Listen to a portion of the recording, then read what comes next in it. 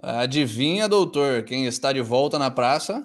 Catalácticos, Esquadrilha da Fake News. Sejam muito bem-vindos, eu sou o Bill Pedroso, estou aqui com o Lucas Cameron e temos o nosso primeiro episódio da terceira temporada do Catalácticos, o melhor programa de notícias para gente livre. Começar a falar, parar de chamar a gente de programa de fake news, porque fake news é o que o governo faz nessa porra, né? Não, brincadeira, eu não vou não, porque é engraçado e foda-se, isso aqui não é um programa sério. Enfim, o que a gente tem para vocês hoje? A gente sabe que vocês querem Israel, Palestina, o que tá rolando ali, quem que tá certo, quem que não tá, pô, Rússia, Ucrânia, o que tá rolando, não acabou a Ucrânia, não estamos mais ouvindo falar, e aí, hoje não é dia disso. Hoje a gente vai falar de coisas que afetam a nossa vida mais até, né? Porque ninguém aqui mora em Israel, ninguém aqui mora na Palestina, eu até moro da Rússia, mas também tá irrelevante a Ucrânia já para isso aqui. Vamos falar de coisa brasileira. Vamos fazer uma retrospectiva gigantesca dessas 3 semanas de recesso que a gente teve, do que rolou no Brasil. E assim, algumas coisas chamam a atenção. A questão do Comando Vermelho se expandir, que pegou muita gente de surpresa, me pegou de surpresa, inclusive, eu tive que reentender o que estava rolando na Bahia, porque eu nunca achei que fosse pegar lá. E, aliás, não tá pegando, mas assim, deu um susto em muita gente.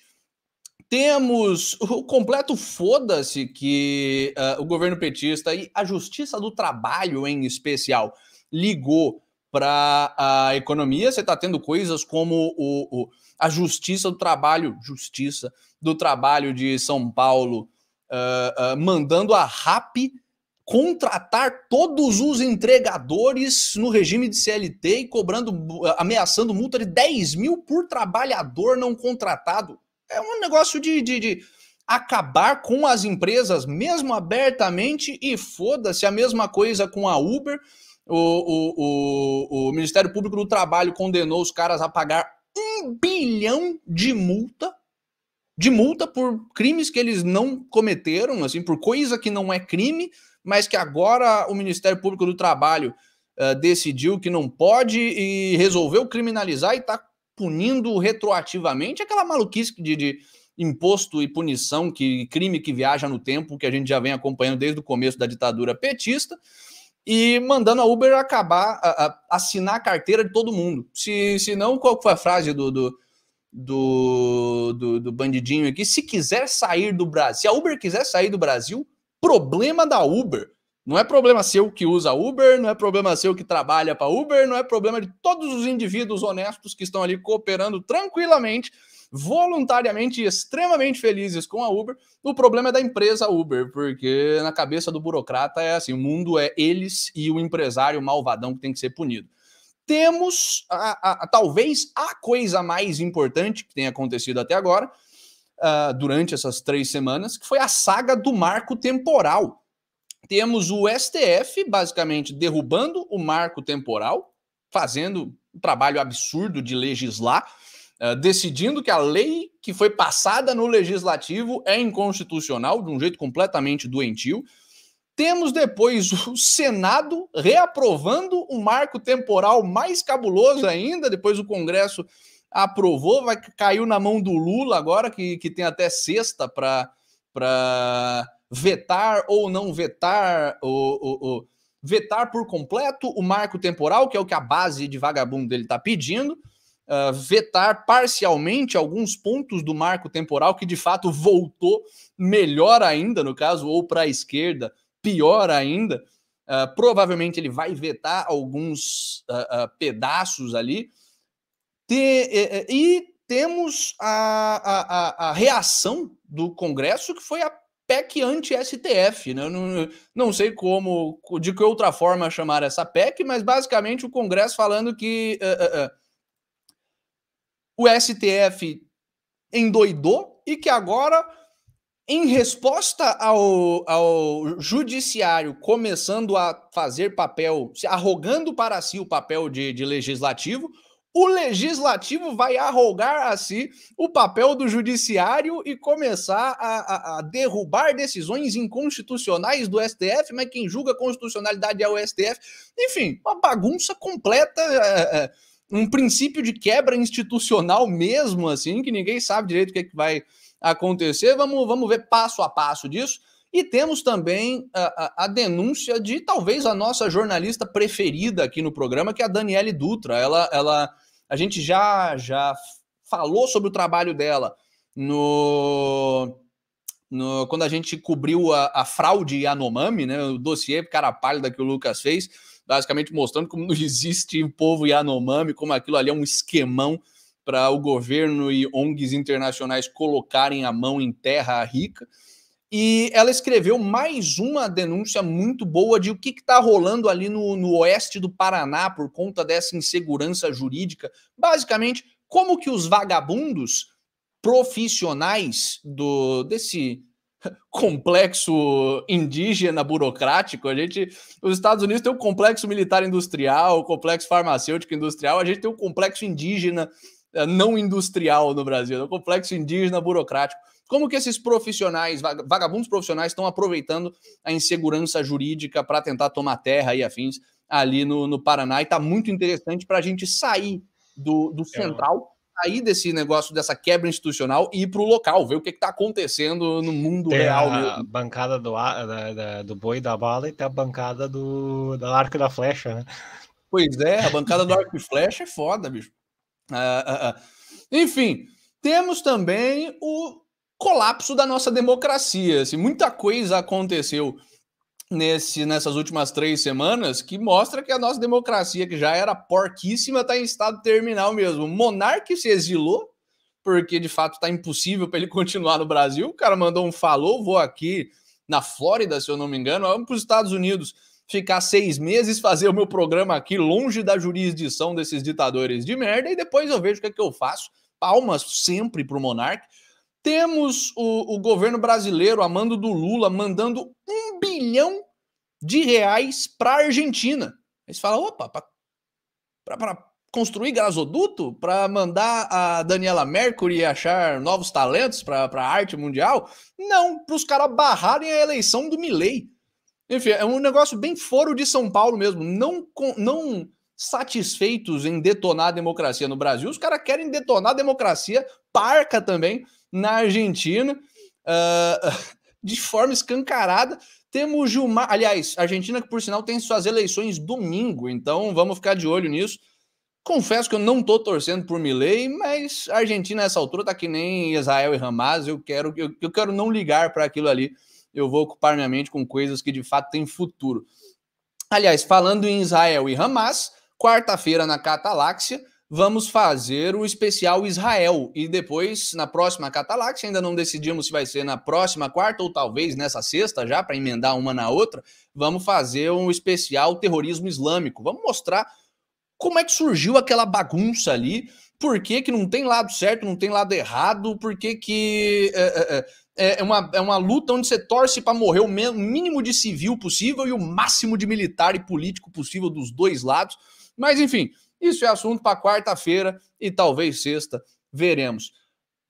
Continuando a derrocada da nossa maravilhosa democracia brasileira, temos o Gilmar Mendes admitindo abertamente manipulação eleitoral. O cara mandou na cara dura que se hoje temos a eleição do Lula, isso se deveu a uma decisão do STF. Óbvio, ele falou isso em Paris, porque esses malditos não andam mais no Brasil, porque como aquele desembargador falou, né, são as pessoas mais odiadas da nação, mas o cara admitiu abertamente crime eleitoral. Foda-se, não escondem. Temos também a saga da eleição do Conselho Tutelar lá de Belo Horizonte, que teve problema com urna, o pessoal da direita tentou emplacar isso como a pauta das urnas de forma completamente esdrúxula, mas mostrou algumas coisas interessantes, mostrou que a direita está se articulando para tomar a baixa burocracia, o que é extremamente importante, e mostrou que não dá para confiar em urna eletrônica de lugar nenhum, né? Mas vamos dar uma olhadinha exatamente o que aconteceu, qual que foi essa questão com o Conselho Tutelar de Belo Horizonte, que é interessante. Temos as greves em São Paulo, greves ilegais, mas que continuam acontecendo, dos ferroviários, metroviários em São Paulo, contra o projeto de privatização dos metrôs, né?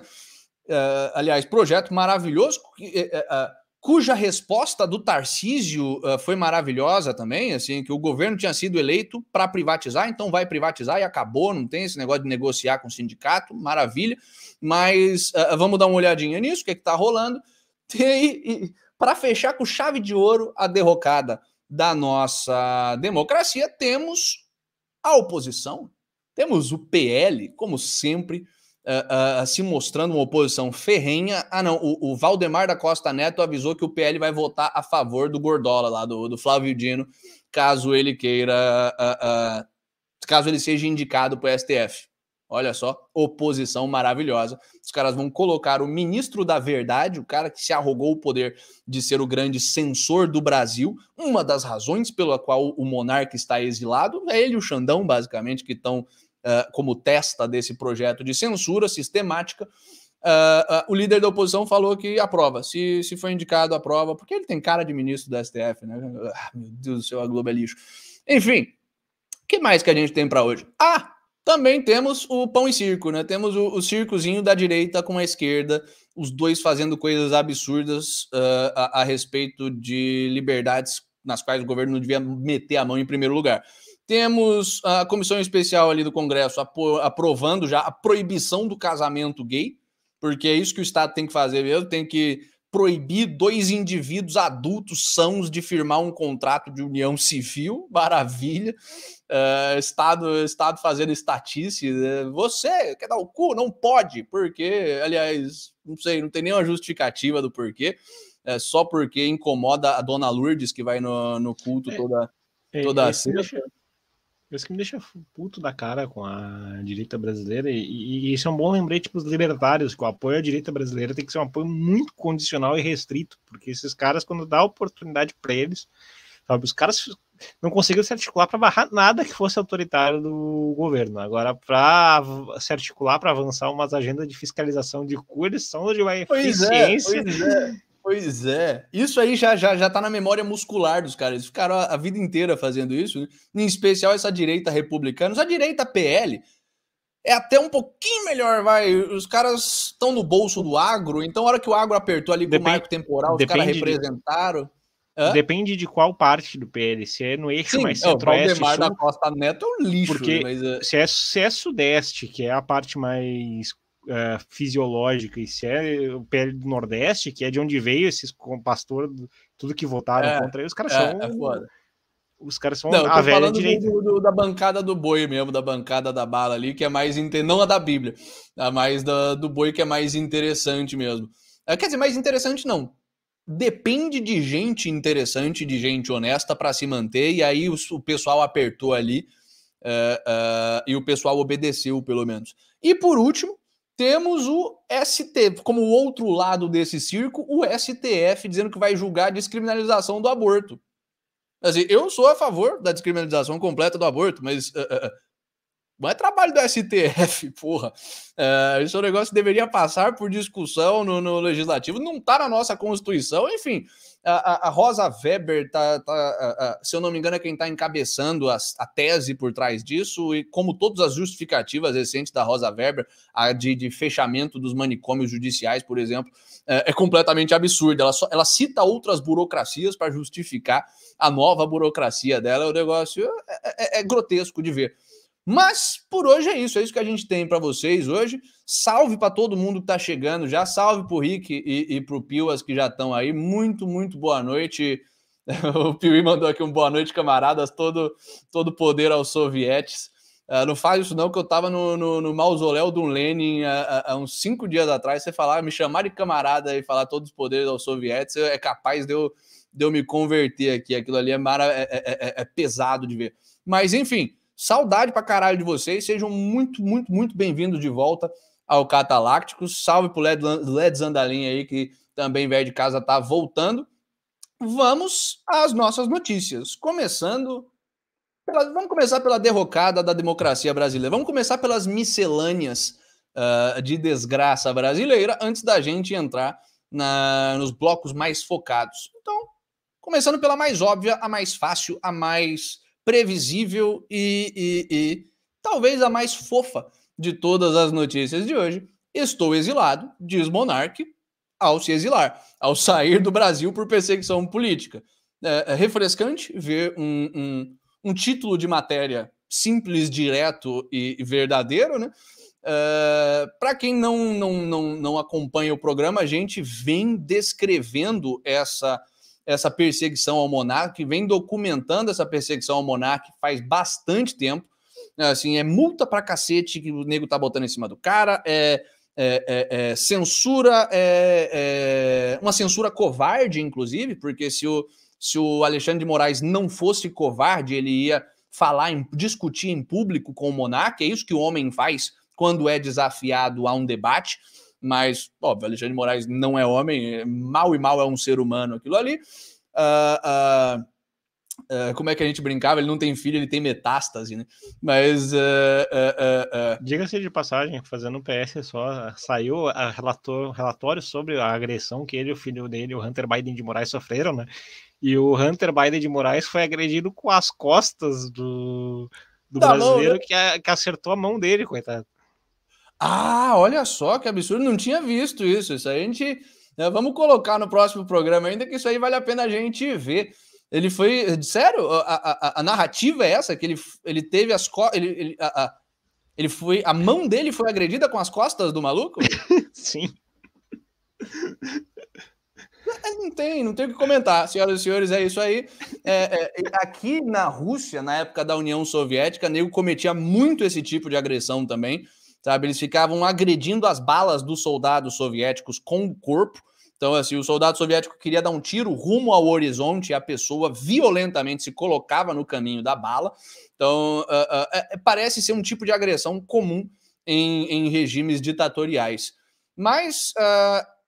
palavras do monarca: estou aqui na Flórida, era na Flórida mesmo, e vou ficar pelo menos 6 meses. Vou começar meu podcast aqui e fugir da ditadura. É isso. Estou montando meu estúdio aqui e vou tentar tocar a minha vida. Palmas. Parabéns.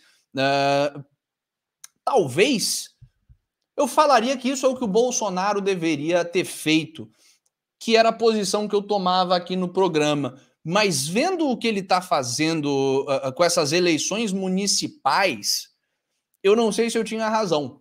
Porque, aliás, uma outra coisa que nem é notícia, então não dá para a gente colocar aqui, é só uma constatação.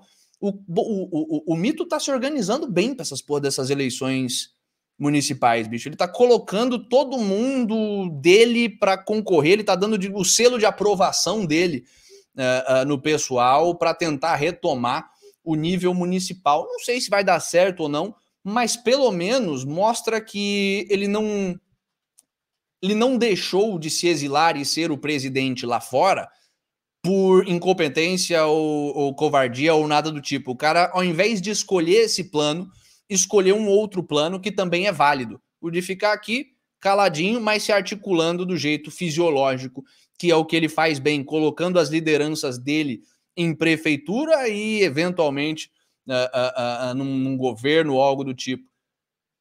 Vai dar certo? Acho que não, porque razão de fraudes eleitorais, urnas brasileiras são urnas brasileiras, não são confiáveis. Se a gente não teve a última eleição, dificilmente terá no futuro, mas o cara já me surpreendeu, já surpreendeu a todos nós mais de uma vez. Vamos dar esse voto de confiança para ele. Quem não merece voto de confiança é o Lula, né? Porque puta que pariu. Lula pressionou o Tebet a autorizar $1 bilhão. Eu tinha falado $1 bilhão no começo do programa. Fui muito otimista. No Brasil, quando você pensa que não dá para piorar, piora. $1 bilhão para a Argentina para barrar eleição de Milei.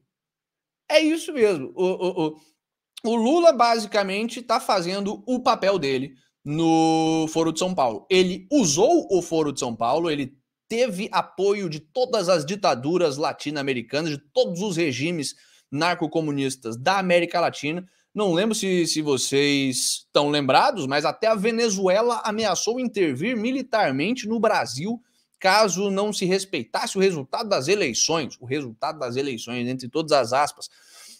Então, o cara teve o apoio de todo mundo. Qual que é o papel do Brasil no Foro de São Paulo? Qual que é o papel do Brasil nesse projeto de União Soviética latino-americana? É o papel de sociedade produtiva a ser espoliada, é o papel de financiador. Então, isso aqui pode surpreender pode surpreender pela canalice, mas não pela estratégia, sabe? E até quem está surpreso com a canalice petista até os dias de hoje é porque ainda não caiu alguma ficha que deveria cair. Basicamente, o Lula pressionou a Simone Tebet a autorizar uma operação do Banco de Desenvolvimento da América Latina, mesmo com a falta de crédito do Banco de Desenvolvimento da América Latina da Argentina, para tentar apoiar a eleição do Sérgio Massa, porque os caras estão se cagando de medo do Milei. Porque se o Milei entra e surpreende a mim, acaba dando certo, ao invés de simplesmente afundando a Argentina e queimando o ideal de liberdade,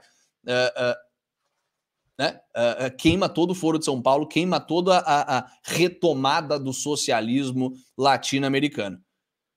Que mais que nós temos? As eleições da Argentina, que eu acho que são importantes também de se destacar nesse processo como um todo, é que isso também mostra a natureza do conflito que a gente fala, que é entre establishment e anti-establishment, em certo sentido.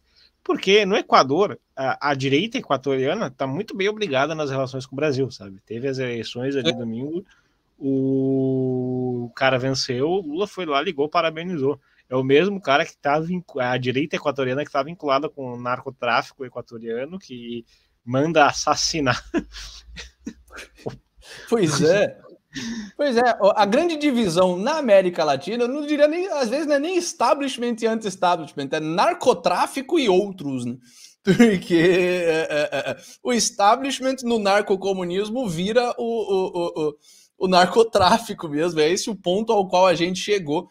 É por isso que o PCC e o Comando Vermelho estão gigantescos no Brasil, mais do que sempre foram, cresceram a um número absurdo, é por isso que a violência voltou a crescer pra cacete também, e é por isso que eles têm medo do Milei e do Bolsonaro. Não é porque os caras são, de fato, uma mudança radical, se bem que são, né? O Milei mais cultural e o Bolsonaro mais, de fato, são uma mudança no regime político e no modelo político e na forma de pensar a política. Mas eles também são uma mudança, um empecilho à consolidação do narcotráfico, o que, de fato, é muito mais interessante a esse pessoal, é de onde vem a grana, né? Mas, só para terminar a questão das eleições na Argentina, fiquem de olho, porque é domingo, e eu tenho uma leve impressão de que o Milei vai perder com uma margem bem pequena. Eu acho que ele vai ganhar o primeiro turno, minha aposta aqui. Ele vai ganhar o primeiro turno, não vai conseguir por causa de uma margem pequena, ir para o segundo turno, e aí no segundo turno também vai perder por aquela margenzinha pequena que a gente já conhece, né? 51% a 49%, coisas desse tipo, coisas que deixam a entender que A, o país está dividido, e B, rolou uma fraudezinha, porque é impossível que toda a América Latina esse padrão se repita. Mas fiquem de olho, domingo tá rolando e já estão começando a aparecer aquelas pesquisas dos institutos de sempre, falando que, olha, o Milei estava na frente, mas o Sérgio Massa passou. Olha, num segundo turno, o Sérgio Massa ganha de Milei.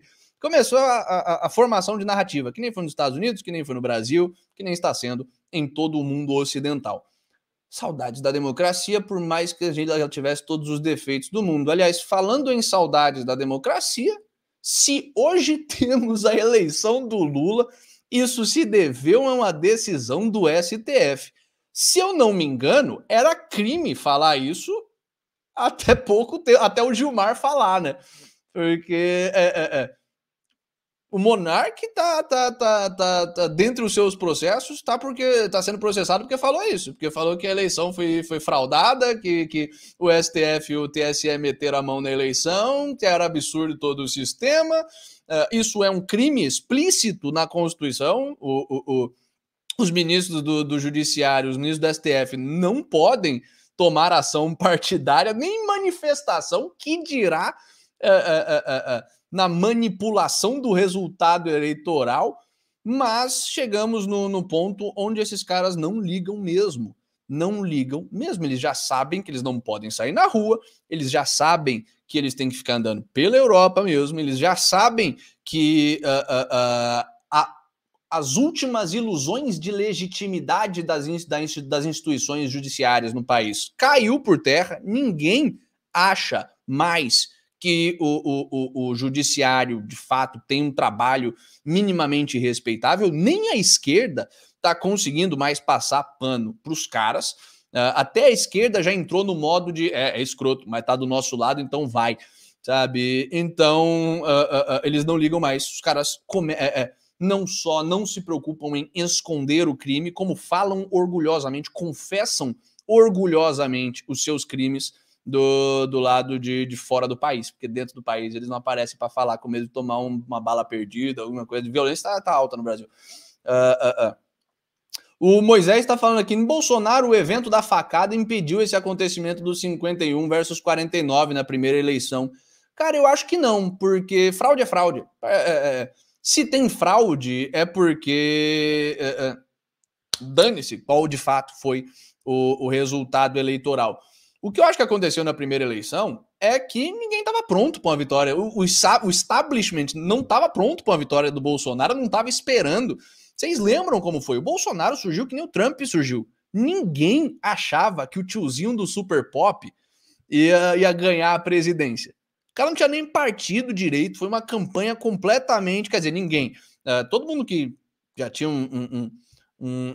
tinha entendido o fenômeno Trump sabia que algo semelhante ia se passar no Brasil. Mas assim, ninguém do establishment estava esperando isso. Na eleição do Bolsonaro, o PT estava competindo com o PSDB ainda. Sabe? O PMDB estava ali como um ente, um terceiro ente, um quarto ente, no caso, contando com o Bolsonaro, independente. Depois da vitória do Bolsonaro, é que todo o establishment, todo o Estado mainstream brasileiro se unificou. Se unificou em torno de um projeto político que era manter o establishment e fazer a transição para o regime narco-comunista. Sem o establishment unificado, não dá para ter uma fraude eleitoral. Por quê? Porque o PT faz a fraude para um lado, o PSDB faz a fraude para o outro, o PMDB faz a fraude para o outro. É o que sempre rolou no Brasil.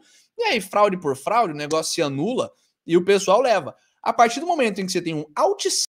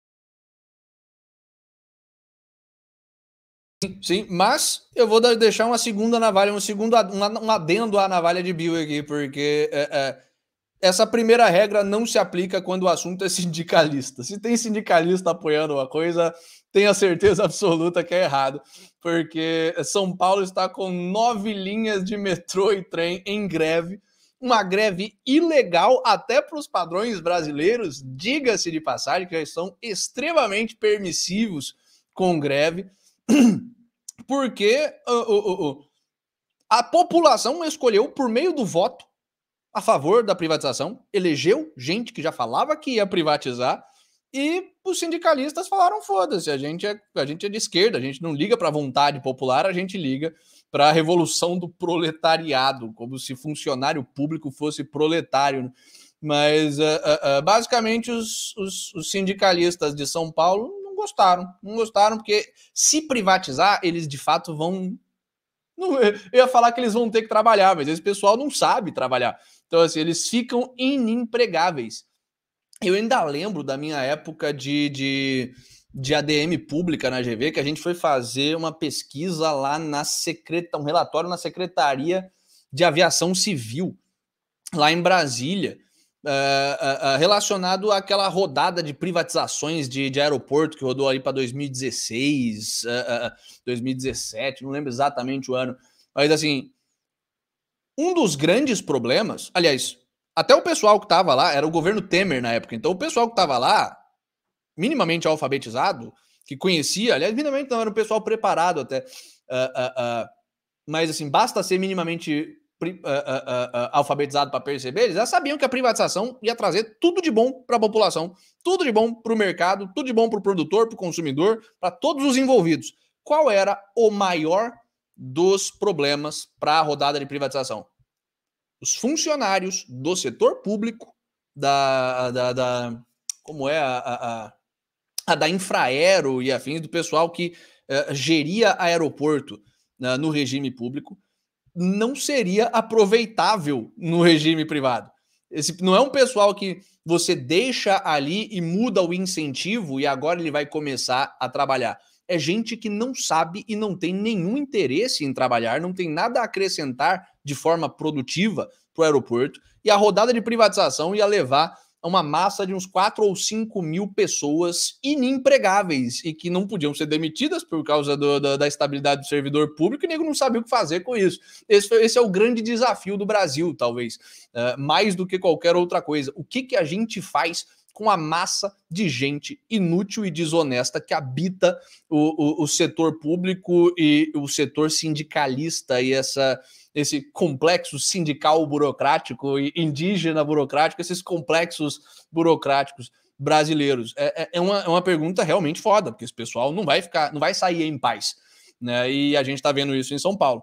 A população votou a favor do serviço público, os caras decretaram greve, você já teve a justiça, mas beleza, você já teve o judiciário emitindo a decisão de que a greve é ilegal e o serviço deve continuar, e o pessoal não tá nem aí, eles vão sair esperneando, se não saírem quebrando, e isso é uma coisa para a qual a gente precisa se preparar. O Murilo Lova tá, aliás, salve pro Murilo Lova, muito bom ver ele de volta aqui, sempre com perguntas boas, e salve pro Arthurzinho também, que tá mandando estava com saudade de vocês, a gente também estava morrendo de saudade dessa bagaça, meu caro. Então é muito bom ver vocês de novo. Murilo Lova tá perguntando aqui, vocês viram o Gordão Israel? Eu custo acreditar que o Ukraniev tá passando o mesmo papelão que o Israel. Quer dizer, custo acreditar não, é previsível até, né? Provável que isso fosse acontecer. O Gordão Israel é o Kraniev, ou há um novo Gordão Israel, um novo Gordão na jogada agora? Alguém sabe aí? Você tá por dentro disso, Lucas? Explica para nós aí, Murilo Lova, no chat, porque tendo a achar que é o Kraniev, mas, cara, foda-se. Foda-se. Vai infartar qualquer dia, gordo, velho, essa porra, e maluco, não vai durar muito tempo. Então, deixemos cair na irrelevância.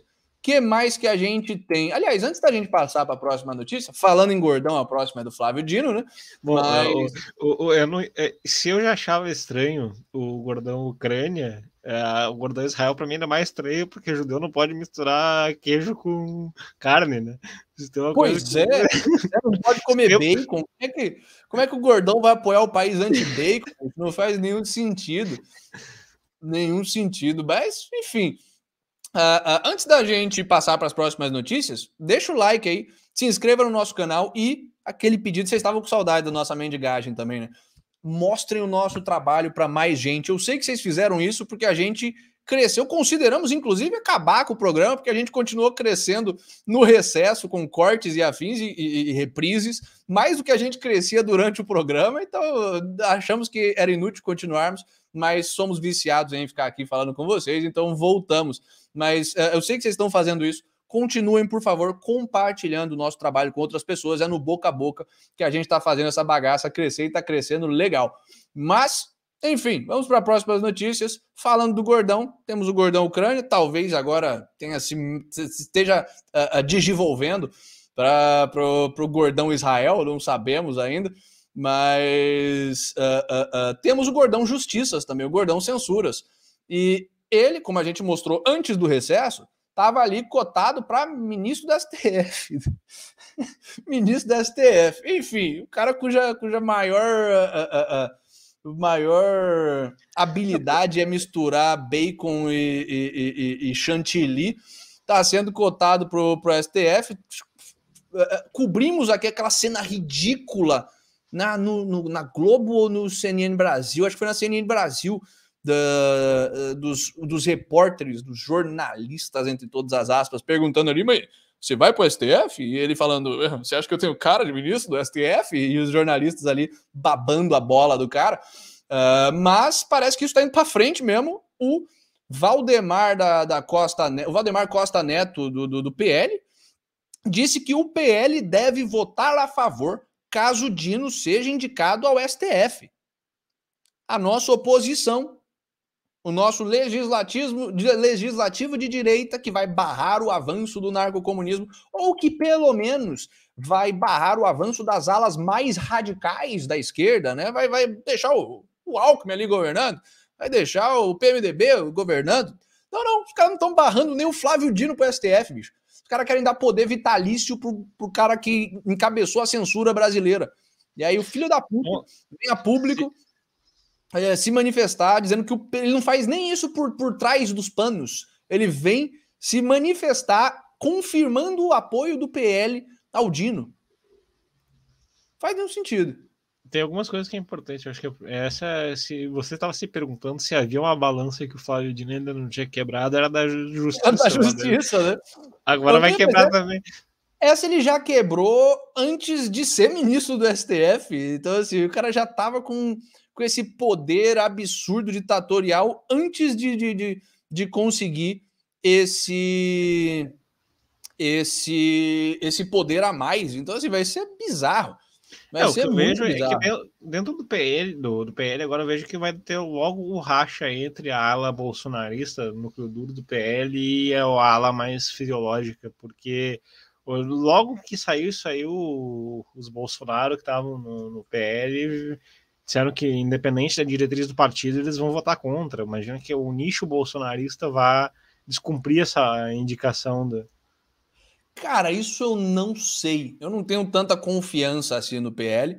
É possível, porque a gente está vendo isso nos Estados Unidos, com os republicanos da casa, e a gente sabe que existe essa tendência do Brasil copiar os Estados Unidos, para bem e para mal. Então é possível, bastante possível, mas eu não estou convencido assim, não. Estou convencido de que é uma possibilidade real.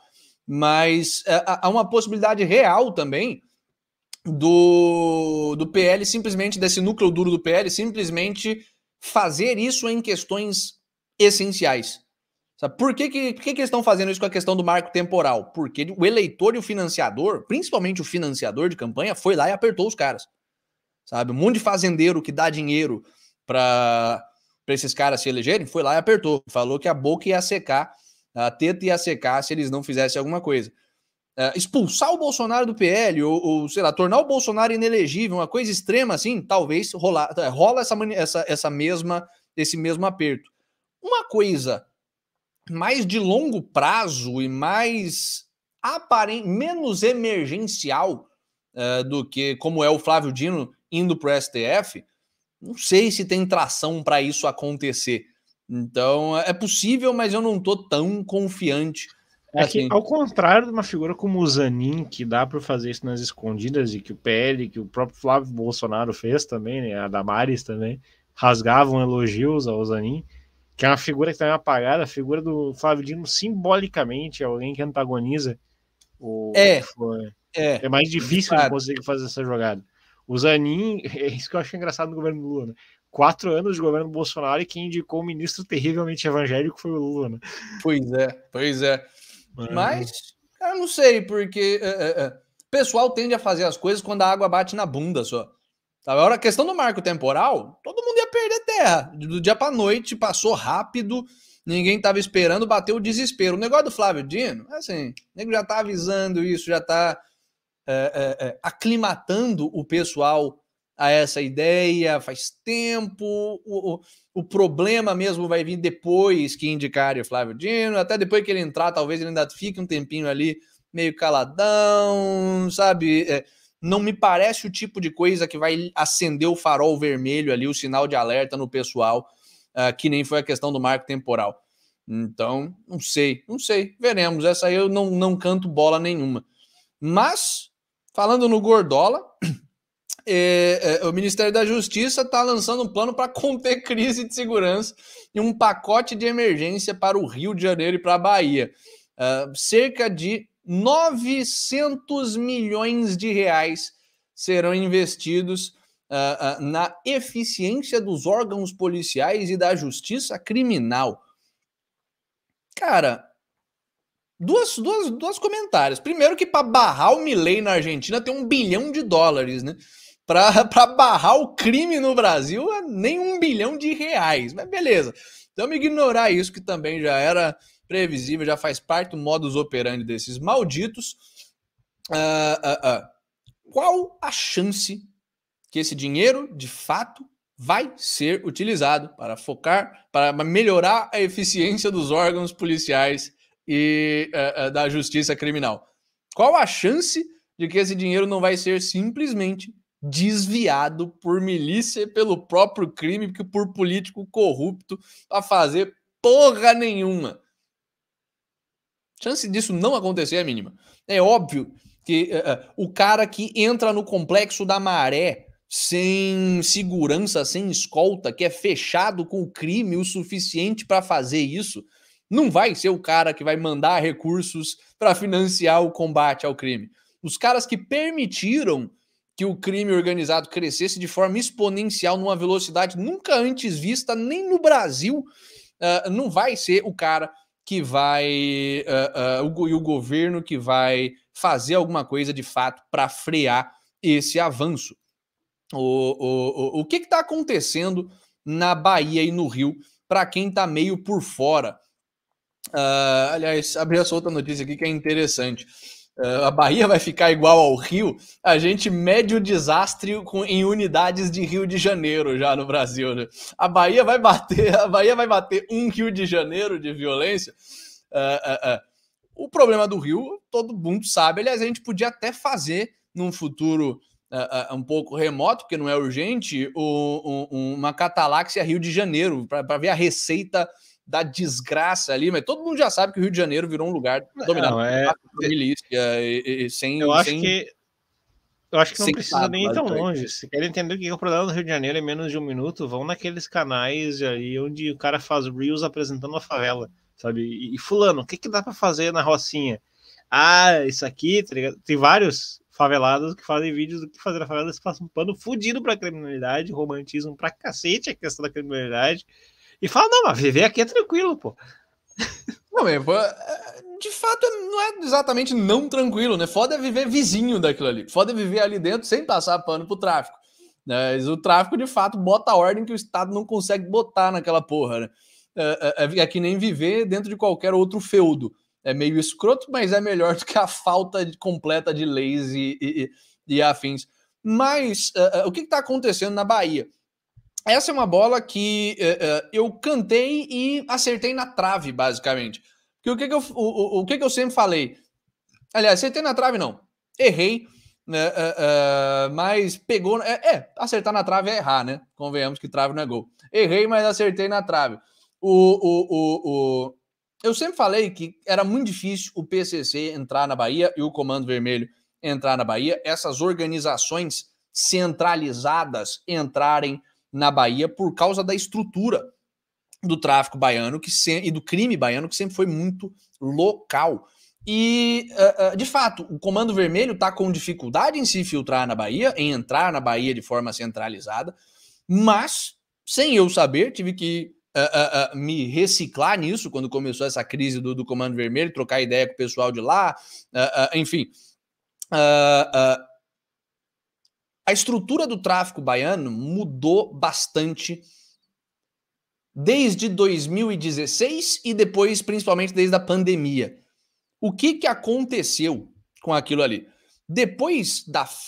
não vou dizer exatamente depois da farra petista, porque a Bahia continua uma terra petista, extremamente petista, e o governo ali sempre foi, e talvez sempre será, muito relapso em relação ao crime. Mas, depois do Temer, depois do Bolsonaro, houve um endurecimento naquela bagaça, na repressão ao crime. O que aconteceu? Você começou a ter o mesmo tipo de processo que rolou no Rio de Janeiro e em São Paulo, com a formação de grandes facções criminais na Bahia. Você começou a ter, basicamente, os Caveira e depois o Bonde do Maluco. Os nomes de tráfico brasileiro são muito bons, de tráfico baiano são muito bons. O Bonde do Maluco, o Comando da Paz, também uma ironia maravilhosa, e a tropa, que era um pessoal mais do interior ali, Catiara, e uns grupos de interiores que se aglomeraram de forma mais pouco centralizada, mas tudo de forma pouco centralizada, comitês de crimes e afins. E o que aconteceu depois da pandemia? A grana começou a secar, os recursos começaram a secar, a vida começou a ficar mais difícil. Tivemos uma daquelas famosas consequências nefastas não previstas de uma ação governamental com maravilhosas intenções, que foi o lockdown. Sabe? Isso já é um tema que a escola austríaca trata e que os libertários em geral tratam o tempo todo. O governo fecha, resolve taxar a janela e o resultado é uma epidemia de peste negra, né? Pela falta de ventilação. O Bastiat já falava disso muito bem. Mas o que rolou? Esses comandos criminais, essas organizações, essas grandes facções baianas que foram se consolidando, começaram a fazer acordos com as grandes facções nacionais, que nunca tinham conseguido entrar na Bahia. Entraram porque foram convidadas agora. O Bonde do Maluco, e se eu não me engano, os Caveira ali começaram a fazer aliança com o PCC, e o Comando da Paz começou a fazer aliança com o Comando Vermelho. O PCC não tem essa estrutura centralizada, rígida e afins. Sabe? Eles são mais um grande parlamento do crime. Óbvio, eles têm a estrutura centralizada deles, mas eles funcionam como um grande prestador de serviço do crime, um grande aglomerador e parlamento do crime no Brasil. O Comando Vermelho tem uma estrutura centralizada. Então, assim, o Comando da Paz começou em 2020 a ter relações com o Comando Vermelho, de tráfico, de fornecimento de arma, de drogas e afins, por causa da Covid, dos lockdowns, e agora o Comando Vermelho está incorporando o Comando da Paz. E está, de fato, botando gente deles na Bahia para transformar a Bahia no Rio. E o Rio é um lugar escroto, primeiro que está cheio de carioca, mas segundo, por causa desse modelo do Comando Vermelho. O PCC, como a gente já falou aqui outras vezes no programa, é muito mais voltado, muito mais business, é São Paulo essa porra. Sabe? Os caras não querem problema, querem ganhar dinheiro e acabou. O Comando Vermelho tem projeto político de enfrentamento à polícia. Então, no Rio de Janeiro, cara, boa parte do que eles fazem é entrar em confronto político por domínio territorial com o policial. Porque eles têm a ideologia deles ali. E isso é o que está acontecendo na Bahia. Você está tendo uma puta guerra de facção. Esses caras, essas facções locais que sempre tiveram um acordão, sempre tiveram conflitos e afins, mas assim, viviam em acordões diários, ó, aqui é nosso, ali é de vocês e afins, começaram a ter uma gente que quer tomar tudo agora, que é o Comando Vermelho. E aí, tendo o Comando Vermelho com esse projeto expansionista ali dentro, você começa a ter o PCC cada vez mais envolvido do outro lado para barrar esse avanço. Porque o Comando Vermelho tem pouca relevância porque ele está restrito ao Rio. A partir do momento que os caras inauguram o modelo de expandir e tomar outro estado... Ao passo que o modelo de negócios do PCC sempre foi manter os warlords locais ali, eles que fiquem entre guerra entre si, mas os dois estão comprando droga do mesmo fornecedor. Pois é. Então isso atrapalha muito os negócios do PCC na Bahia. É bem complicado. É bem complicado. E a notícia boa dessa bagaça é que a resposta, aliás, eu ainda estou maravilhado de que a gente começou a medir violência em unidades de Rio de Janeiro. Mas eu acho, e aí eu canto essa bola mesmo, não vai dar. Não vai rolar. Parece que as forças de segurança da Bahia bateu a água na bunda mesmo ali, que se essa porra, se eles não tirarem agora, eles não vão tirar mais, e aí eles vão ter a vida do policial carioca, vai ser escrotíssimo, o mundo vai mudar ali, de fato, tá muito violento agora, minha mãe recebeu uma bala perdida no trampo, negócio que nunca aconteceu, nunca era nem pensável, repartição pública, na puta que pariu chegar bala perdida, sabe, tá começando a ter esses fenômenos cariocas mesmo, acontecendo ali em Salvador, mas não acho que vai pegar, porque por incrível que pareça, não gosto de falar bem da esquerda, mas assim, os caras estão sentando o dedo em vagabundo, eles resolveram esquecer que o governo é de esquerda por um tempinho e começaram a sentar o dedo pesadíssimo nos vagabundos com pânico. Isso vai acontecer por causa da ajuda do Flávio Dino? Não. A ajuda do Flávio Dino muito possivelmente vai atrapalhar isso aí. Eles vão mandar dinheiro para ser desviado. O grosso da... corrupto, mas eu não acho da vantagem que a esquerda tem no Nordeste não é pela pauta dos direitos humanos, como é nas grandes metrópoles região Sudeste e Sul, né? É muito mais pela questão da organização burocrática. Ela preenche o mesmo slot que a antiga direita assistencialista da época da ditadura também tinha ali. Sabe? Sim. Mas é por causa disso. Então, essas pautas ali. Tanto é que o pessoal que é do governo petista que votou contra o casamento gay era tudo também pessoal do Nordeste. O pastor Isidoro lá. Pois é. Caralho, aquilo ali é uma bicha enrustida da pastor Isidoro é foda. Da pior espécie. Mas, enfim, é isso. Não que vocês liguem muito para Bahia, mas isso vai ter consequências para a vida de vocês, não só para a vida de quem é baiano, que tem família na Bahia e afins, mas o importante disso é o Comando Vermelho não conseguir expandir. Se eles expandem para a Bahia, da Bahia para pegar Sergipe, Alagoas e aquela filinha ali para cima, é 2 palitos. E aí você acha que o Nordeste é ruim? Imagina o Nordeste comandado pelo Comando Vermelho. Aí fudeu legal o país inteiro. Acho que a tendência no longo prazo é essa, principalmente se mantivermos o governo narco-comunista, porque esse é o projeto de governo do PT. Eventualmente esses caras tomam o Nordeste e são incorporados na Guarda Nacional Bolivariana Brasileira. É assim que foi em toda a América Latina bolivariana. Mas, por enquanto, não tá rolando. Acho que dessa vez não vai rolar. O Moisés está perguntando o que é que nos impede de virar um México? A falta de tortilha e nacho só, bicho. O resto, em termos de uma terra dominada por carne... Não, a gente é Brasil, México é México, tem diferenças claras. Mas o que é que nos impede de virar um país narcocomunista pesadíssimo que uniu o México? É tempo.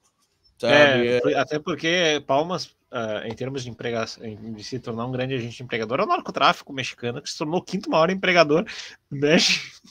Pois é. É foda, é foda. Tá competindo com a Nestlé, tá competindo com a P&G lá. Como a gente viu, tá começando a querer competir com o PCC também, né? Eles estão começando a botar o cartel de Sinaloa já começou e o cartel de Jalisco já começaram a mandar a gente pro Brasil para fazer uma sondagem, enfim. Não, isso aí tem que agradecer aos Estados Unidos também, né? Porque o governo Lula se desagradou com os Estados Unidos, começaram a vir muito com esse papo de China, BRICS, aí os Estados Unidos falou, mandou o pior do empesinato latino-americano. Pois enfim, nada. Moisés, eu sei que você está querendo algo institucional, algo cultural que impeça o Brasil de virar México, mas não, a gente vai ser o mexicano que não fala ai, ai, ai. Basicamente, mexicano que não come tanto taco assim. Porque a estrutura de narco-país, narco-nação, narco-estado tá vindo. Mas vamos ver o que acontece no futuro. Esperança é a última que morre. Falando em crime organizado, Justiça do Trabalho.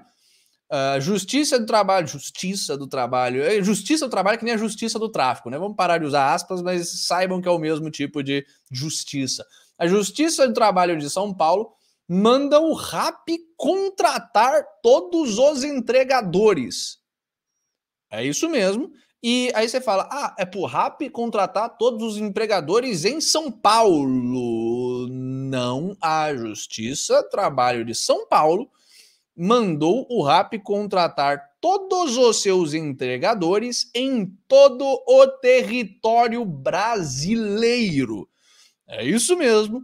O RAP, que assim como o Uber não é um empregador, não se propõe a ser empregador, tem como diferencial no seu modelo de negócio não ser um empregador, ser uma plataforma que o pequeno empreendedor usa, que o trabalhador individual usa, dá uma puta flexibilidade para o trabalhador, ele trabalha na hora que ele quiser, no tempo que ele quiser, pegando os trabalhos que ele quiser, sabe? Um negócio de fato libertador para o trabalhador.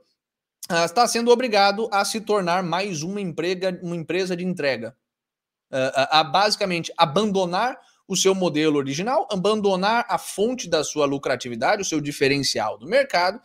E se ele não quiser fazer isso, ele vai ter que pagar uma multa de R$10 mil por trabalhador. Aí é contratar como PJ? É contratar como MEI? Não, é contratar CLT mesmo. Sabe? Os caras não têm nem aí, eles não têm...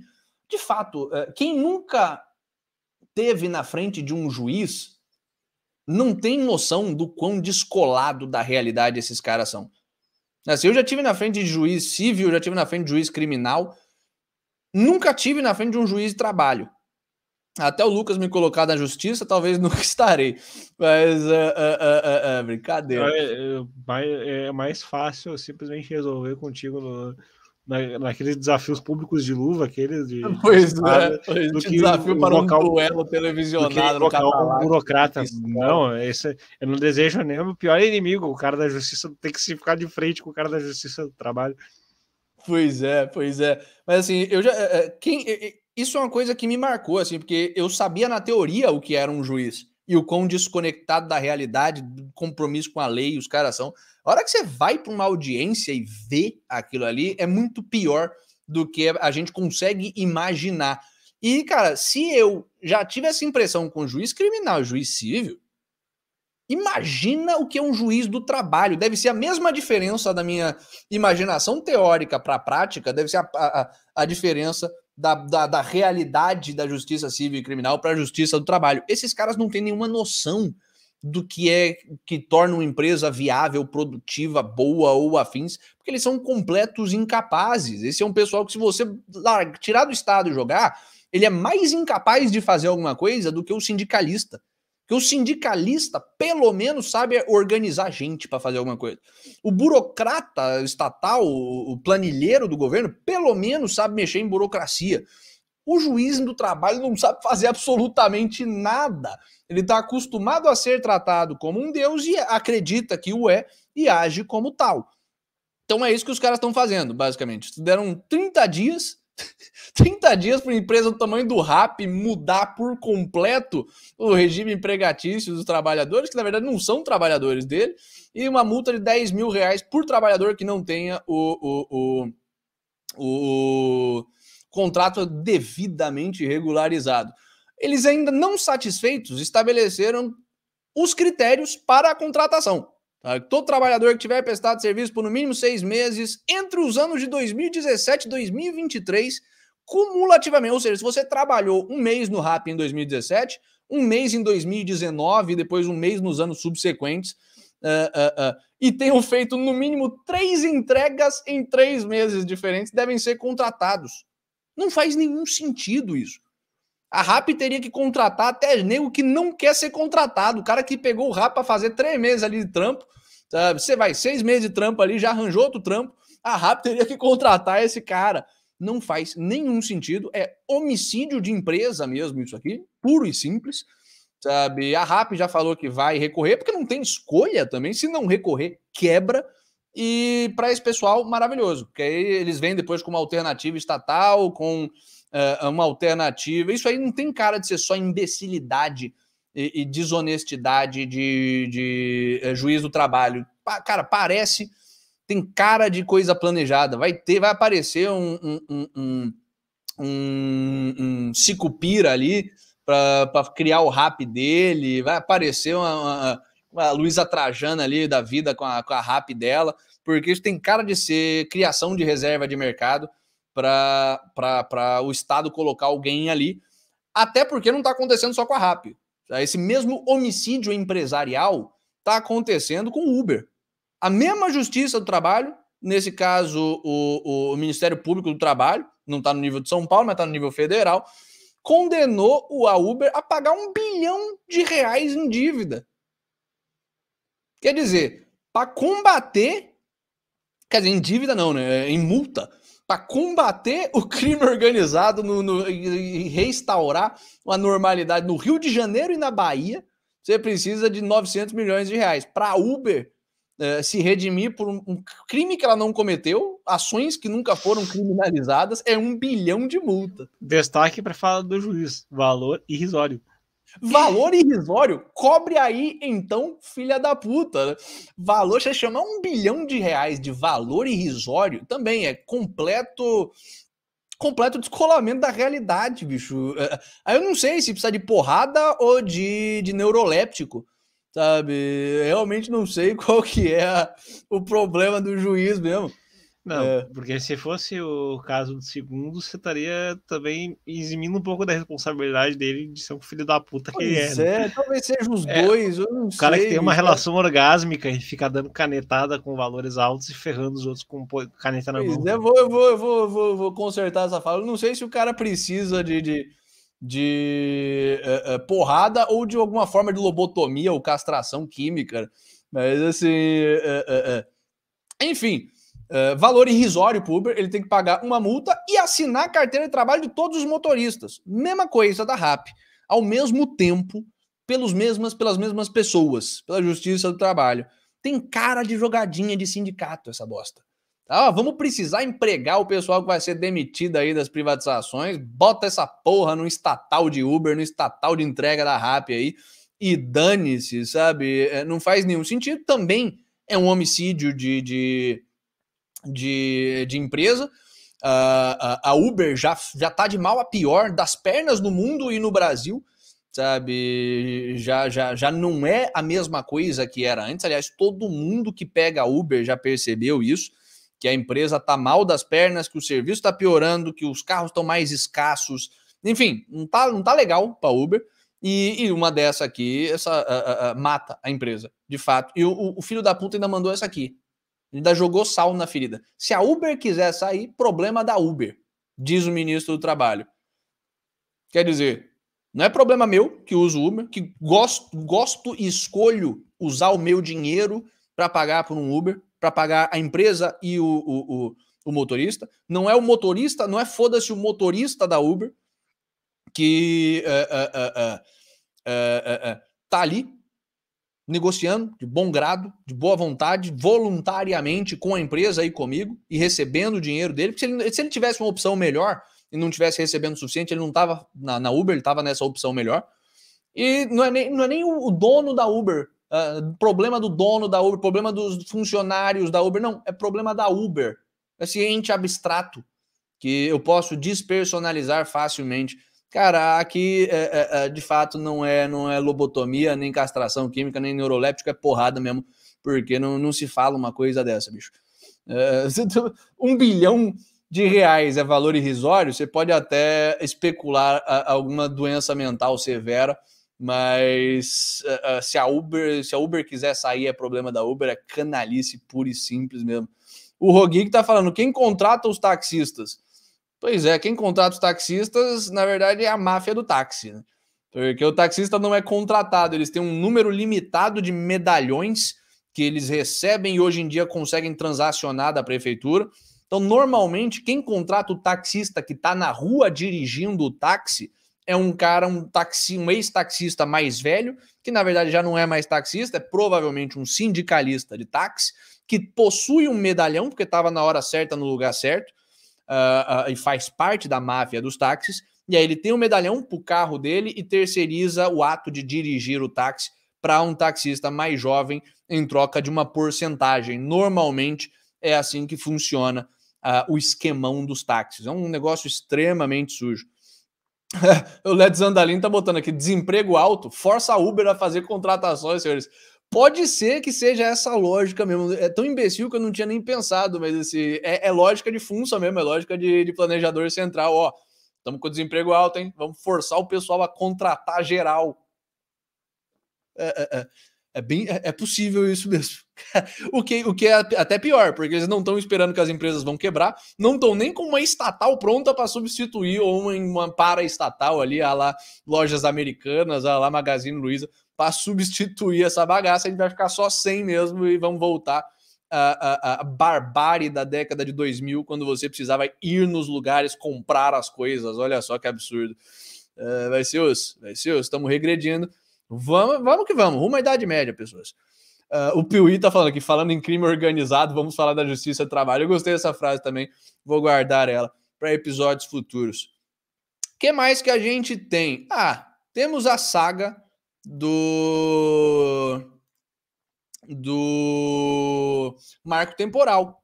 Caso você não tenha acompanhado, vamos refrescar aqui os acontecimentos para vocês. Mas antes disso, deixa o seu like aí, se inscreva no canal, continue, por favor, ajudando a gente a crescer, compartilhando no boca a boca mesmo o nosso trabalho com outras pessoas. Fala aí, ó os moleques aqui, ó, os cara têm um programa da hora. Porra, faz até referência do Planet Ramp no título. Olha só, um pessoal descolado, mas que não é de esquerda, cabeludo, mas que não gosta do Marx. Olha só, barbudo, mas que não dá bunda. Enfim. Essa é uma alegação que você não pode fazer sobre os outros. A gente tem Gaúcho no programa, temos o Pinedo no programa, temos o favor. Retratação dessa última aí. Mas ajudem a gente e não se esqueçam das nossas outras redes sociais. Temos tudo que é link aqui embaixo. Nosso Instagram para você ver os nossos cortes, o nosso Telegram para você trocar ideia com a gente, o nosso TikTok para você que tem problemas mentais severos e o nosso Spotify para quem não curte assistir, mas curte falando em problemas mentais severos, comecei a ter pequenos derrames. Para quem não curte assistir, mas curte escutar, preferências de modelo temos também, a gente oferece tudo para vocês. Ajude a gente a crescer e vão ser presos, pelo amor de Deus. Não aguento mais ficar em liberdade. Parece que o mundo tá errado. Não posso ficar solto, porque eu sou subversivo demais. Mas, enfim. STF, marco temporal, o que rolou? Bom, a primeira coisa que rolou foi isso aqui. O primeiro absurdo brasileiro. O STF derrubou o marco temporal. Vamos analisar direitinho o que aconteceu. Para que serve o STF? Para julgar primeiro, em ultimíssima instância, a constitucionalidade de uma lei. Se o nego fizer uma lei que fala que é para matar, o governo tem que matar viado, o STF pode chegar e falar, opa, isso não está condizente com os princípios da nossa Constituição, não pode. Mas, de forma geral, para esclarecer o que não está esclarecido em lei.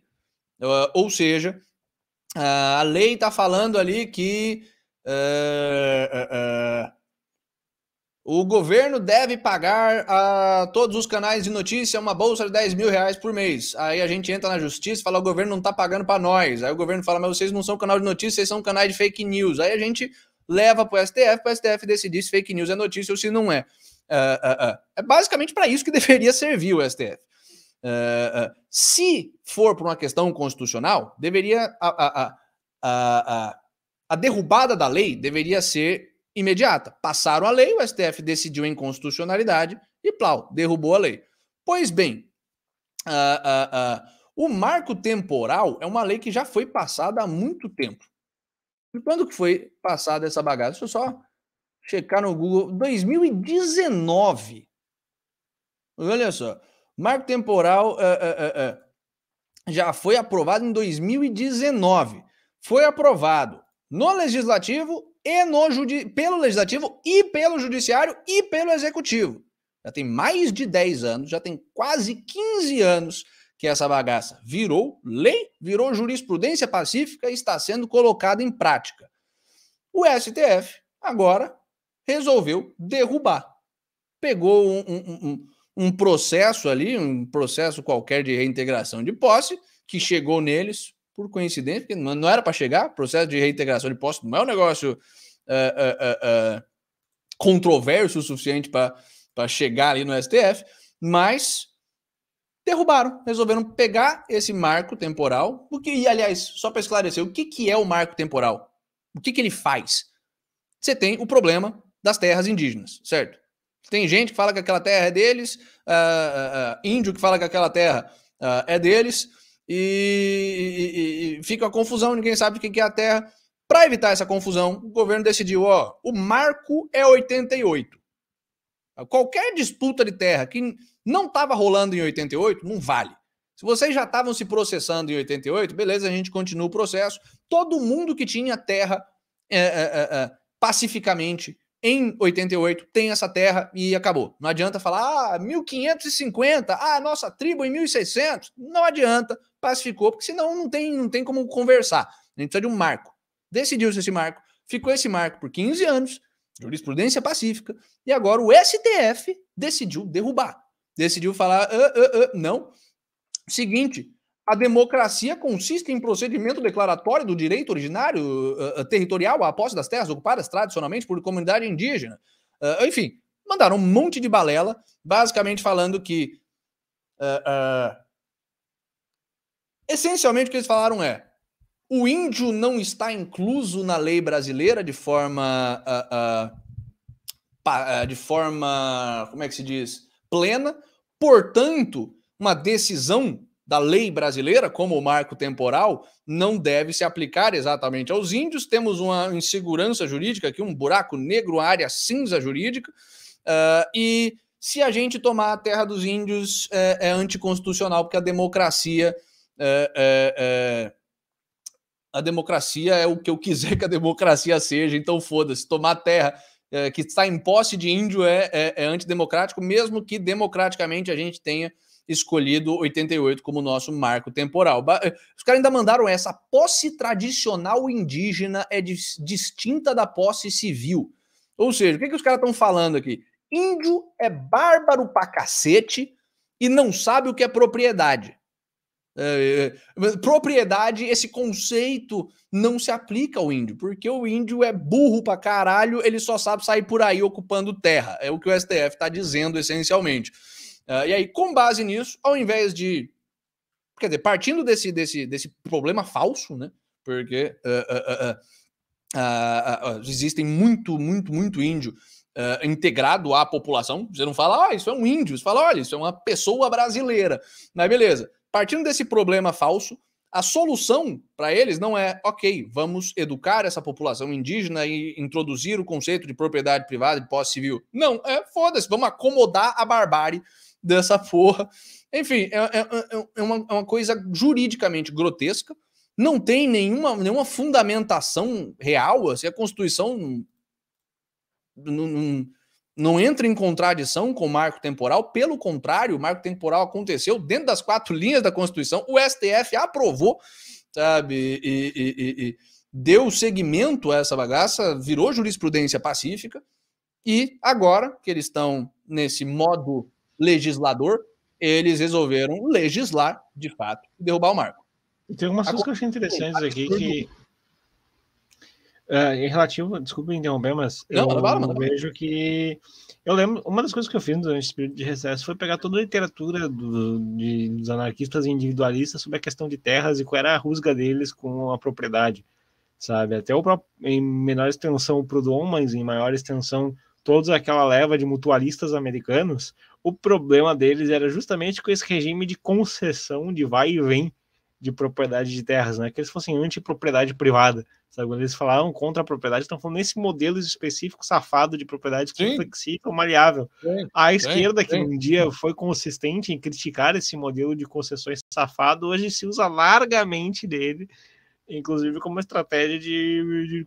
É engraçado pensar no mundo onde é justamente a esquerda que costumava criticar essas ideias Pois é, a relativização da terra, né? Os cercamentos ingleses e afins, e eles viraram isso. Por quê? Porque a esquerda sempre foi pragmática.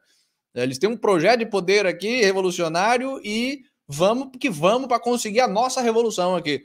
E no Brasil, um grande empecilho para a revolução da esquerda é o agronegócio. Então eles precisam acabar com o agronegócio. Como é que se acaba com o agronegócio? E o STF tem plena consciência disso. Se acaba com a propriedade de terra. Então eles estão legislando para acabar com o agro e o índio. O fato de que vai beneficiar o índio profissional, o burocrata indígena, é só um detalhe, sabe? É só uma compra de votos, uma compra de apoio político incidental benéfica. Mas beleza. O que aconteceu? O STF cometeu o primeiro absurdo. Você teve pânico no mundo do agrobusiness, todo mundo ficou puto, todo mundo tem alguma relevância em termos de financiamento de político e afins, foi lá e pressionou para um caralho os caras, porque aí de fato você está colocando em risco o ganha-pão de todo o agro brasileiro, criando uma insegurança que empresas de médio a grande porte não podem ter para funcionar, ainda mais empresas com uma lucratividade relativamente baixa, como é o agronegócio, como é o mercado de commodities, sabe? E o que é que os caras fizeram? O Senado foi lá e afrontou o STF. O STF falou, caiu o marco temporal, o judiciário não vai mais se guiar pelo marco temporal no tocante a julgamentos de terra. O STF foi lá e falou, beleza, então a gente vai passar aqui um projeto de lei no Senado e posteriormente na Câmara, que tem como base o marco temporal. E aí? Em teoria, a gente já saiu do ramo onde a teoria faz algum sentido, né? Do campo onde a teoria faz algum sentido. Mas, em teoria, isso deveria invalidar a tese do STF. Mas também, em teoria, não deveria. Por que deveria invalidar? Porque o STF estava invalidando as decisões anteriores. Agora o Senado vai e coloca mais uma nova lei. Só que a justificativa do STF para derrubar o marco temporal é que era inconstitucional. Então, se você passa essa próxima lei com o marco temporal, ele vai continuar sendo inconstitucional, em teoria. O STF vai derrubar de novo. Então, assim, a gente está numa situação de quebra institucional mesmo. Assim, à beira de guerra civil, de quanta gente o Senado e o Congresso mobilizam e quanta gente o STF mobiliza e insegurança jurídica full, onde você vai ter um cara dizendo essa terra é minha e de acordo com a lei que foi passada ali no Senado, a terra é minha, o vagabundo dizendo não, de acordo com o que o STF decidiu, a terra é minha, e a polícia vai obedecer quem? E qual polícia vai obedecer quem? A polícia PM pode fazer alguma coisa, a rodoviária federal fazer outra. Cara, isso é extremamente tenso. Mas palmas, pelo menos, aos senadores e depois aos congressos, essa bagaça passou no Congresso também, por terem feito a oposição que dá para fazer dentro da lei a isso. O que é interessante desse novo marco temporal, digamos assim, dessa reitera do marco temporal 2, o retorno, é que ele é muito mais pesadão do que os outros. Assim, a lei, da forma como ela passou, inclusive propõe o congelamento das terras indígenas e a possível redução das terras indígenas, o que é maravilhoso. Assim, se o índio de fato tem aquela terra, mas não está ocupando, bem-vindo ao mundo brasileiro. Aquilo ali vira terra improdutiva e outras pessoas podem ocupar. Olha só que maravilha.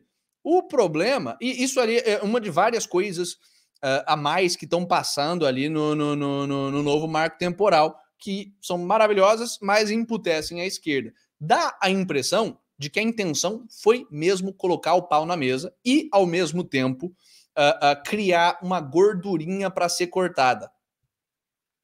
E por que é importante essa gordurinha para ser cortada? Porque o STF está fazendo uma coisa, Senado e Congresso fizeram outra, e vai parar na mão de quem? Do Bebum. Vai parar na mão do Lula, sabe? Do Janjo. O Lula, até sexta-feira, vai decidir o veto do marco temporal. O presidente no Brasil tem poder de veto, beleza. O que a base do Lula está pedindo? O que o complexo indígena burocrático, eu vou começar a usar esse termo mesmo agora, quer que o Lula faça? A bancada do arco e flecha. A bancada da dança da chuva, né? Arco e flecha eu até duvido que esses caras saibam fazer, mas fazer dancinha para Alexandre de Moraes ali eu acho que é o auge. O que eles sabem é fumar cachimbo e andar de Hilux, né? Pois Nada com o dinheiro da FUNAI. Pois é, mas esses caras, a bancada da dança da chuva tá tentando pressionar o Lula, que ninguém pressiona, mas o Lula virou zen agora, mas enfim, a bancada da dança da chuva tá tentando pressionar o Lula, eles e aquele pessoal, o pessoal da dança da chuva que não é índio, né, que é o pessoal de Federal, PSOL e afins, de dança da chuva pro Maduro, mas esse pessoal também tá pressionando o Lula pelo veto total do PL. Vai chegar na mão do Lula, eles querem que o Lula fale, não, nada disso aqui passa. É possível que isso aconteça? Sim. É provável que isso aconteça? Creio que não. Porque isso, de fato, escalaria a tensão. Aí o veto voltaria para casa para nego tirar o veto do Lula, ia mostrar a fraqueza do Lula, o STF ia ter que intervir. É possível. Vintão de 100 de possibilidade. 25 já é demais. Vintão, 1 em 5 de possibilidade disso acontecer. Sabe? O mais provável é que o Lula vete certas coisas do marco temporal. Ele vai, com certeza absoluta, ele vai vetar a possibilidade de diminuir terras indígenas improdutivas. Com certeza. Aliás, muito provavelmente isso foi colocado lá para ser cortado pro Lula poder ficar bem ali. Fazer o que o político brasileiro faz. Ó, como eu ajudei, sabe? Esse tipo de coisa. Acho que o mais provável é isso. A questão é o quanto que ele vai cortar. Porque isso, de fato, não é uma PEC pouco relevante. Isso aqui não é a PEC do casamento homoafetivo. Tá? Do casamento homoafetivo eu me recuso a falar. Não é a PEC do casamento gay. E se passar, é um negócio chato pra caralho, mas que o país continua e as pessoas terão que comer. Não. Se essa porra passa, fudeu. Muito grande a qualidade de vida de todos os brasileiros e a capacidade alimentar do mundo, basicamente. Porque quebra o agro brasileiro ou reduz o agro brasileiro, a gente tem crise, a gente está segurando o planeta. Mas, enfim, veremos, aguardamos ansiosamente até sexta, ver quais são os vetos do Lula. E mesmo depois que passar, ainda continuamos em uma situação complicada. Porque o Lula pode não vetar. Aliás, é bem possível que ele não queira comprar essa treta para ele. Mas, e aí? Ele passou e o STF declara inconstitucional. O que a gente faz? Estamos numa situação complicada. Vamos só a gente monitorando aí para ver o que acontece.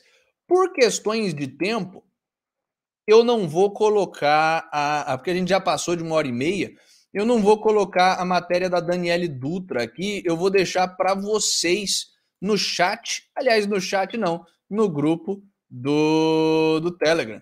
Então, segue a gente no Telegram, que um puta matéria de 2 partes, a gente ainda vai tratar dela em outro episódio, quando tivermos a chance, de der tempo. Mas a Daniele do Epoch Times, que a gente já mostrou, a gente quer trazer ela para o programa, mas ela é ocupada demais.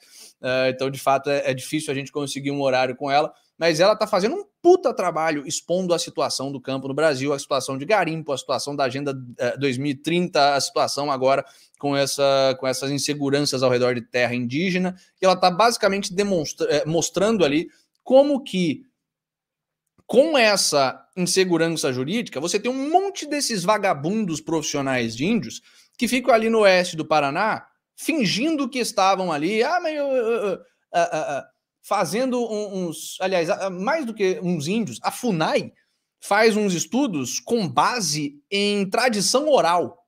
Leia assim, oralidade, nem tradição oral, é basicamente o cara falando, meu bisavô costumava morar ali, por ali, aí ele andava dali até o rio, e do rio ele voltava, subia até aquela montanha. A FUNAI fala, ok, esses são dados extremamente confiáveis, a partir dos quais nós vamos fazer o mapeamento das terras indígenas. É uma situação absurda mesmo.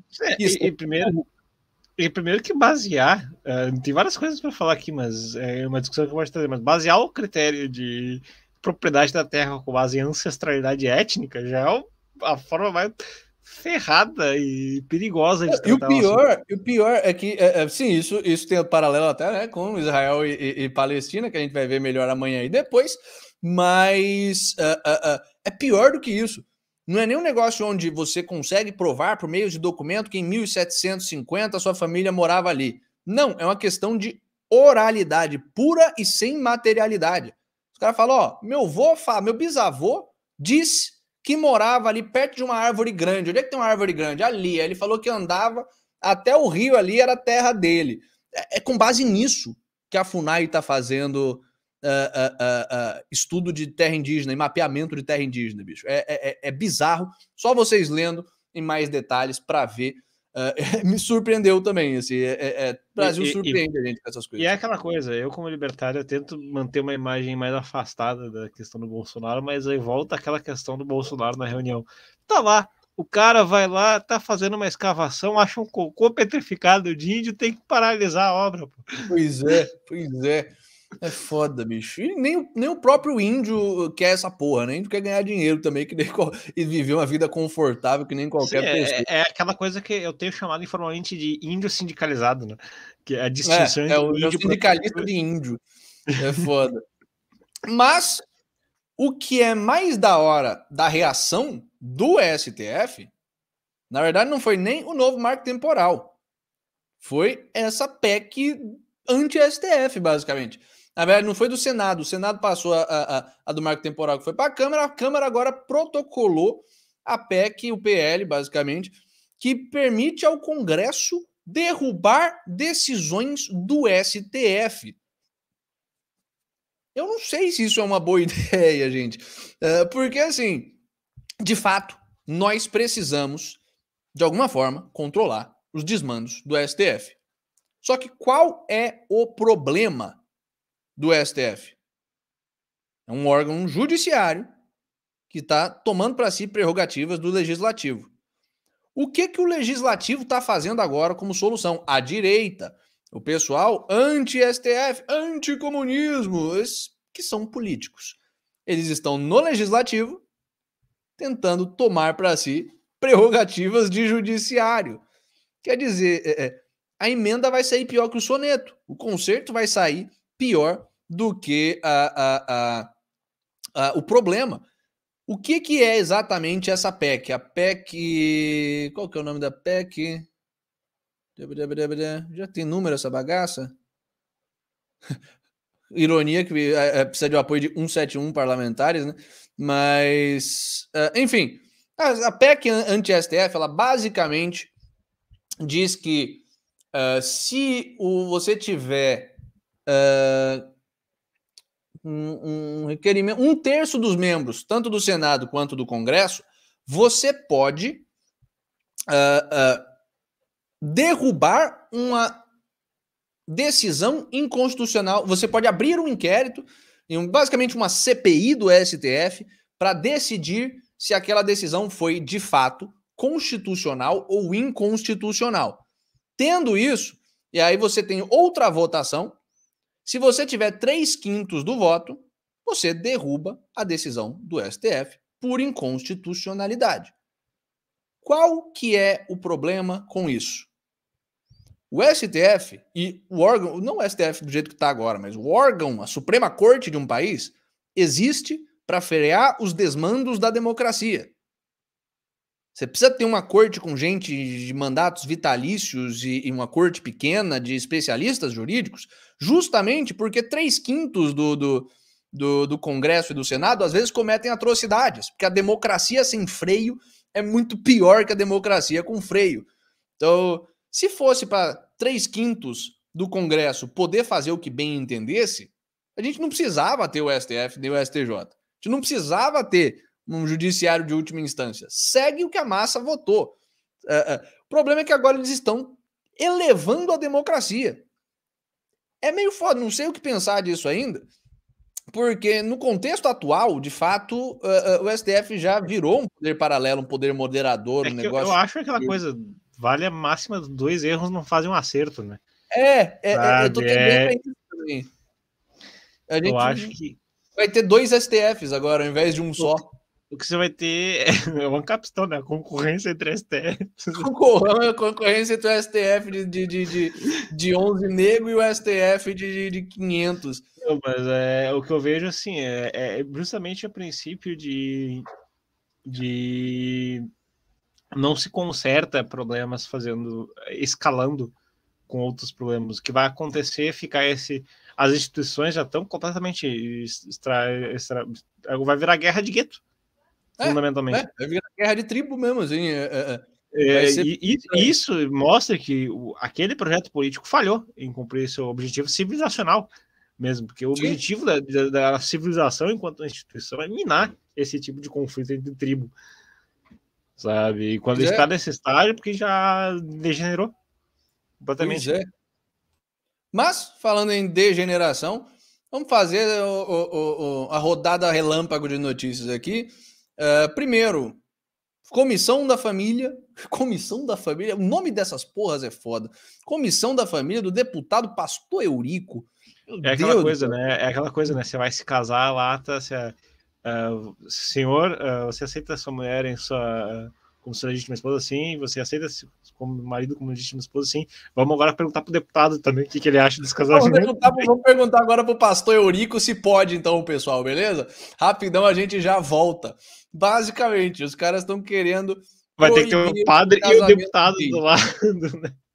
Pois é. Aliás, casamento homoafetivo é a chapuleta da minha benga, né? Porque homoafetivo é quem tem afeto por outros homens. Eu também, eu amo meu pai, sabe? Eu amo meu irmão. Eu sou homoafetivo. Não, é casamento gay, casamento homossexual, casamento de quem transa com pessoas do mesmo sexo e está casando com pessoas do mesmo sexo. Homoafetivo é foda, esses neologismos da esquerda são foda. Mas, enfim... A Comissão de Previdência, Assistência Social, Infância, Adolescência e Família da Câmara dos Deputados. Caralho, Previdência, Infância, Adolescência... Enfim, essa super comissão aí, né, retomou a votação sobre o projeto de lei que visa proibir o casamento civil homossexual. Óbvio, é sempre um pastor nordestino fazendo merda, o pastor Eurico do PL de Pernambuco, com 12 votos a favor e 5 contra, o projeto passou para votação na Comissão de Constituição, Justiça e Cidadania, enfim, passou pela primeira de algumas comissões que tem que passar, para depois ir para a votação pura e simples ali no Congresso. Mas está a um passo mais próximo de passar. Se você acha que o Estado tem que se meter em um contrato privado, sagrado entre dois indivíduos, pau no seu cu. Por questões de tempo, não vamos elaborar muito aqui, mas assim, é o que o Lucas falou, né? Você quer se casar com ele? Sim. Você quer se casar com ele? Sim. Peraí que a gente vai perguntar pro pastor Eurico se pode. É uma situação absurda.